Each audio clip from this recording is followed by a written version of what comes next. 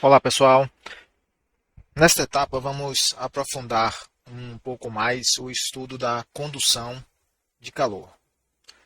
Vocês já sabem que a transferência de calor pelo mecanismo de condução é um fenômeno difusivo, né? No sentido de que é um processo que ocorre através da vizinhança, segundo o qual a energia é transferida de uma molécula para a sua vizinha e dessa para a próxima vizinha e assim sucessivamente. Dessa maneira se processa a transferência de energia ou transferência de calor por condução. Ok? Nós, recapitulando, iniciamos lá com a equação geral da energia, deduzimos, né, fizemos o, detalhadamente o processo dedutivo que levou a uma forma geral. Depois nós simplificamos essa equação geral da energia para formas especiais, formas particularizadas para determinadas hipóteses simplificadoras, né? E dentre essas formas especiais,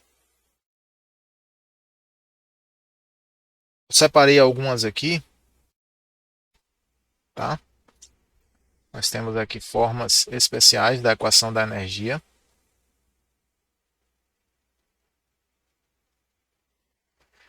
E estas formas especiais que eu estou listando aqui possuem algo em comum, né? Que é o seguinte: todas elas, seja a equação 16, 17, 19, 20, deixa eu ver se tem mais alguma aqui embaixo. Pronto, e a 21 também.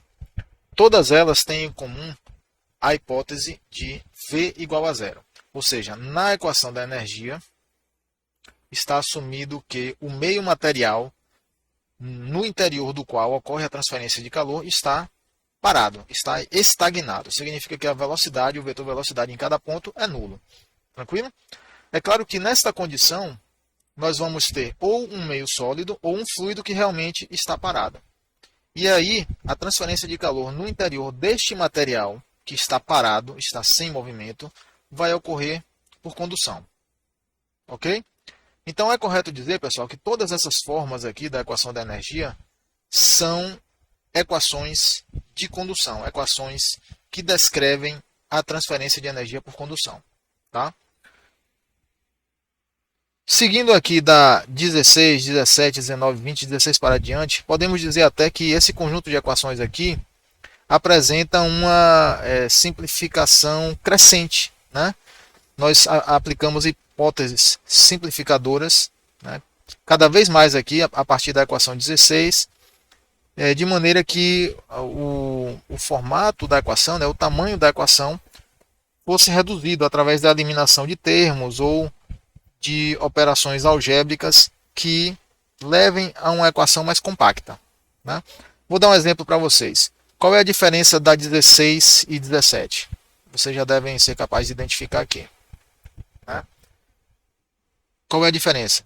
Repare que a diferença aparece apenas nesse termo aqui. Ó. E este termo, para se converter neste termo aqui, ele requer a hipótese de condutividade térmica uniforme, ou seja, independente das variáveis espaciais. Porque, mediante esta hipótese, essa consideração, o K pode ser removido do operador divergente, e aí ele vem para cá, ó, e o divergente do gradiente se torna laplaciano. Pronto.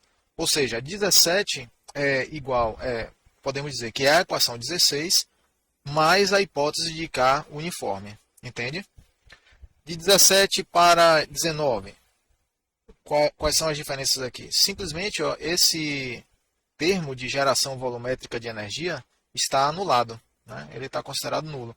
Então, 17 mais a hipótese de ausência de fontes térmicas, nós obtemos a equação 19. E assim por diante. Tá? A 20, vamos ver a 20. Olha aqui. Ó. A equação 20 corresponde à equação 17 mais a hipótese de regime permanente. Tá vendo? Ó? Porque regime permanente vai zerar esse termo, restando K laplaciano de t mais Q ponto igual a zero. E aí eu tenho a equação 20. Perceberam? Não é? E a mais simples de todas é essa equação 21, que é a própria equação de Laplace, a chamada equação de Laplace. Tá? A condução de calor em regime permanente significa o que, pessoal? Todas as variáveis de estado, né, ou todas as variáveis dependentes do meu sistema, são independentes do tempo. Independentes do tempo. Né? Quer dizer, as derivadas temporais serão todas nulas na minha equação. Tá?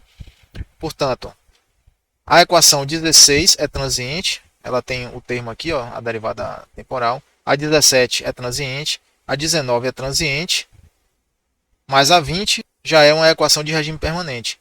Veja que, por que eu identifico que ela é uma equação que descreve a condução em regime permanente? Porque ela não possui derivadas temporais. O Laplaciano é totalmente composto por derivadas espaciais.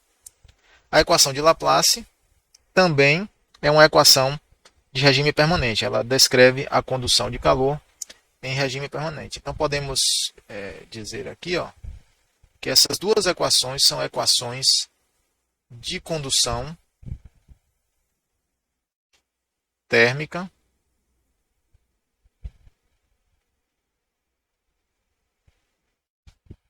em regime permanente.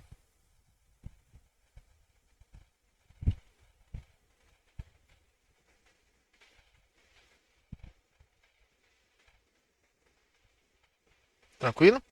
Em regime permanente.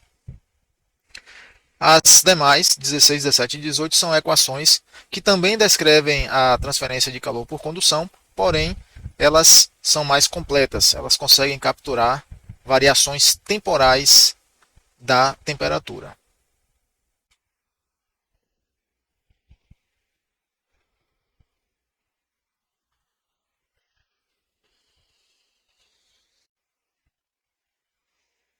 Vejam o seguinte, de todas essas formas aqui da equação da energia, todas essas formas especiais, tá? Vocês podem reparar que a, a exceção, né, da derivada temporal não estão explicitadas as derivadas espaciais. As derivadas espaciais estão contidas aqui nos operadores diferenciais, seja o gradiente, seja o divergente ou seja o laplaciano. Tá, pessoal? Esse modo, né, de escrever equações diferenciais, principalmente equações diferenciais complexas, como essas aqui, onde nós temos variações, né, tridimensionais no espaço e também o tempo, essa maneira de escrever essas equações é bastante conveniente. É chamada notação, podemos chamar de notação de Gibbs. Tá? Essa notação de Gibbs é baseada nesses operadores diferenciais, né, digamos, gradiente, o divergente do gradiente, que é o laplaciano. Opa, Laplaciano é um operador escalar. Certo? Quando nós usamos essa notação vetorial, também você pode chamar assim, a notação vetorial, a equação diferencial é generalizada com relação ao sistema de coordenada espacial do problema. Tá? É interessante, é conveniente, né, porque a solução fica mais fácil, que a gente escolha um sistema de coordenadas espaciais adaptado à geometria do meu problema. Então, se eu estou estudando a transferência de calor através de um tubo, por exemplo, de uma parede cilíndrica, a solução é mais facilmente obtida, né, se eu utilizar uma equação diferencial que esteja escrita no sistema de coordenadas cilíndrico. Se eu estiver estudando a transferência de calor através de uma esfera, no interior de uma esfera ou através de uma parede esférica, a equação diferencial esférica, ou seja, escrita no sistema de coordenadas esférico, vai facilitar a solução do problema. Isso vale tanto para uma solução analítica ou uma solução numérica, ok? E então, usando, né, as equações diferenciais nesse formato aqui, nessa notação, né, nessa notação vetorial, eu posso facilmente adaptar a equação da energia, qualquer uma dessas formas aqui, tá, para um dado sistema de coordenadas, seja ele cartesiano ou retangular, cartesiano cilíndrico ou esférico.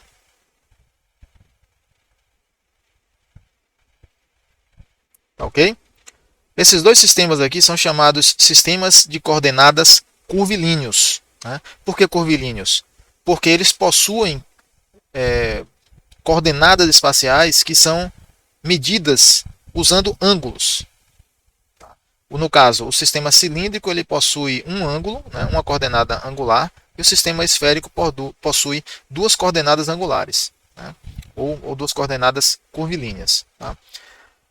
Sendo assim, pessoal, os operadores diferenciais gradiente e divergente, vou mostrar esses dois que são os mais frequentes, eles podem ser deduzidos para cada um desses sistemas de coordenadas. Repare que não são o sistema de coordenadas espaciais, eles não se resumem, né, não se restringem somente a esses três, não. Há vários outros, tá? Você pode utilizar um sistema de coordenada parabólico, por exemplo, hiperbólico, coordenadas espaciais adaptadas ao problema, então a geometria do problema. Então, há vários outros sistemas de coordenadas. Porém, o cartesiano, cilíndrico e esférico são os mais comumente usados, né? Então veja, o gradiente, se vocês pegarem, recomendo que deem uma olhada lá na referência do Welch, tá? E também o livro do Bird. Eles possuem, o Bird especialmente, né? Possui um apêndice muito interessante versando sobre esses operadores diferenciais escritos em notação vetorial. Tá? Então, o operador gradiente no sistema de coordenadas cartesiano, ele é escrito assim, tá vendo? dp dx, dp dy, dp dz. É o mais simples até de lembrar. Tá? No sistema de coordenadas esférico, o operador gradiente, ele é escrito assim, ó, dp dr, 1 sobre r dp dθ, sendo θ uma coordenada curvilínea, angular, e dp dz, sendo que ER, Eθ e EZ são os versores, né, ou vetores unitários para cada eixo, né, para cada eixo coordenado. Tranquilo? O operador gradiente para a coordenada esférica, ele pode ser deduzido como dpdr mais 1 sobre r dp dθ mais 1 sobre r seno θ dp dφ. Tá? Onde θ é uma coordenada curvilínea, né? A primeira coordenada curvilínea, e o φ é a segunda coordenada curvilínea. Vocês podem acompanhar aqui, ó, por essa ilustração aqui, né, que eu tirei a figura 2.4 do Crave. Tranquilo? Vocês vão encontrar lá. E essa figura mostra, né, descreve aqui, define um sistema de coordenadas cilíndrico, né, e nesse sistema de coordenadas o elemento de volume, né, ou o volume elemental é este aqui. Nesta outra figura, nós temos um sistema de coordenadas esférico, tá? Esférico. E nesse sistema de coordenadas esférico, o elemento de volume é este aqui. Tranquilo? O operador divergente, né?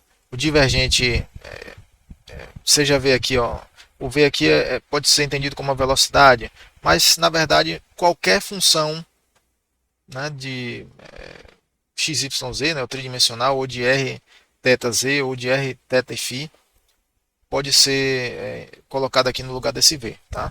Mas vamos dizer que seja a velocidade aqui. O divergente da velocidade é dvx dx mais dvy dy mais dvz dz. Então, vx, vy, vz são as componentes do vetor velocidade em coordenadas retangulares. Tá? Tranquilo? E o divergente da velocidade para um sistema de coordenadas cilíndrico, né, pode ser escrito como 1 sobre r dr de rvr mais 1 sobre r dvθ dθ mais dvz dz. Tá? E o divergente da velocidade no sistema de coordenada esférico será 1 sobre r2, ou 1 sobre r ao quadrado, né, ddr de r ao quadrado vr mais 1 sobre r seno θ, d dθ de vθ seno θ mais 1 sobre r seno θ dvφ dφ. Usando esses operadores diferenciais, substituindo lá nas equações de condução escritas nessa forma vetorial aqui, nós podemos reescrever a equação ou adaptá-la para qualquer um desses três sistemas de coordenadas.